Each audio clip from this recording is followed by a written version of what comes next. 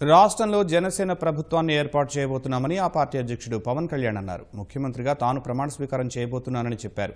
విశాఖలోని గాజువాక అసెంబ్లీ స్థానానికి అభ్యర్థిగా పవన్ కళ్యాణ్ నామినేషన్ దాఖలు చేశారు. అనంతరం పాత గాజువాక కూడలిలో జరిగిన బహిరంగ సభలో ఉద్వేగంతో మాట్లాడారు. ఎన్నికల్లో తమ పార్టీ తరపున గట్టి అభ్యర్థులనే పోటీకి పెట్టామని అన్నారు. రాజకీయాల్లోకి రావాలంటే డబ్బులు అవసరం లేదని, నిజాయితీ కలిగిన వ్యక్తి అయితే చాలని పవన్ చెప్పారు. మీరు మాకు ఓటేస్తే 2000 రూపాయలు మీకు ఇస్తామని చెప్పారు. వస్తే మీరు 2000 రూపాయలు వాళ్ళ ముఖాన కొట్టేంత భవిష్యత్తును మీకు ఇద్దామని ఈ రోజున నేను జనసేన పార్టీ అలాంటి భవిష్యత్తు కోసం ఇవ్వడానికి ఈ రోజున జనసేన ఉంది. ప్రభుత్వాన్ని స్థాపిస్తున్నాం.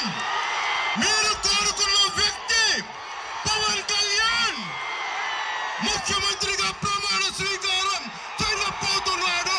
జనసేన చేసేది పోరాటం, మార్పు కోసం పోరాటం.